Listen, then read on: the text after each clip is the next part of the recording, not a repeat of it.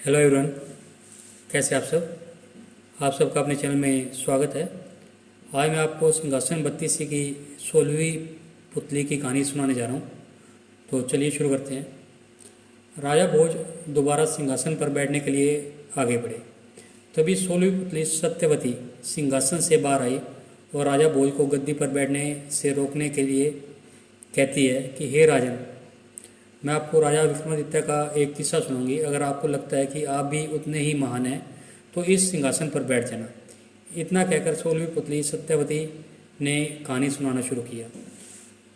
उज्जैन शहर में राजा विक्रमादित्य के शासनकाल में उनके न्याय और महानता की चर्चा दूर दूर तक थी।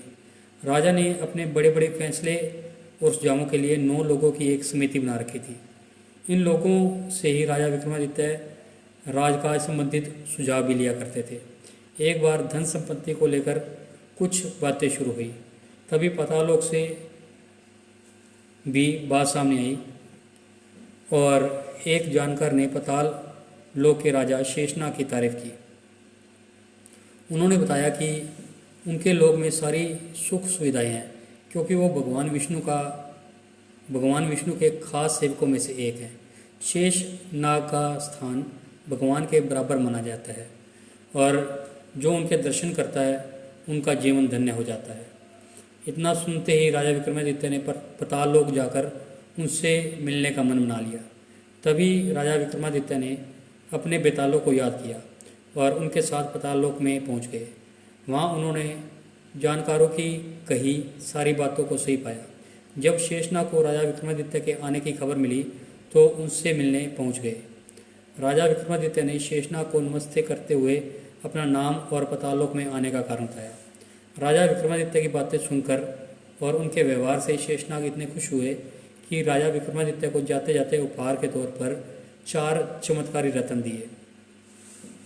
चारों रत्न की अपनी अपनी खूबी थी। पहले रत्न से मनचाहा धन, दूसरे रत्न से मनचाहे कपड़े, तीसरे रत्न से किसी भी तरह की पालकी, घोड़ा, रथ और चौथे रत्न से मान सम्मान मिल सकता था। रत्न मिलने के बाद राजा विक्रमादित्य ने शेषनाग को प्रणाम किया और अपने बेतालों को साथ लेकर राज्य में लौट गए। चारों रत्न लेकर राजा विक्रमादित्य अपने राज्य में प्रवेश कर ही रहे थे कि रास्ते में उनकी मुलाकात एक ब्राह्मण से हुई। ब्राह्मण ने राजा से पातालोक की यात्रा के बारे में पूछा। राजा ने वहाँ हुई सारी बातें बता दी। सब कुछ जानने के बाद अचानक ब्राह्मण ने राजा से कहा कि आपकी हर सफलता में प्रजा का भी सहयोग होता है।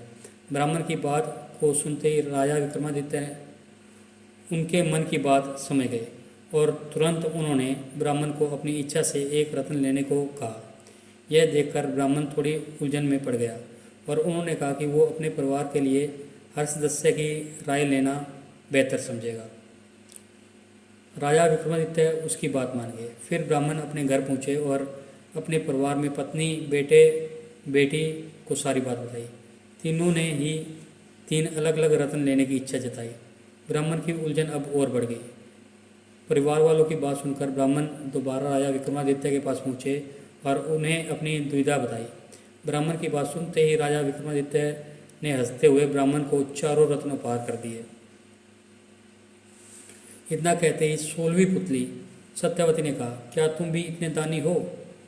अगर तुम्हारा दिल भी राजा विक्रमादित्य जितना बड़ा है तो सिंहासन पर बैठ जाओ। अगर यह गुण तुम में नहीं है तो इस सिंहासन पर बैठने के लायक बनकर आओ।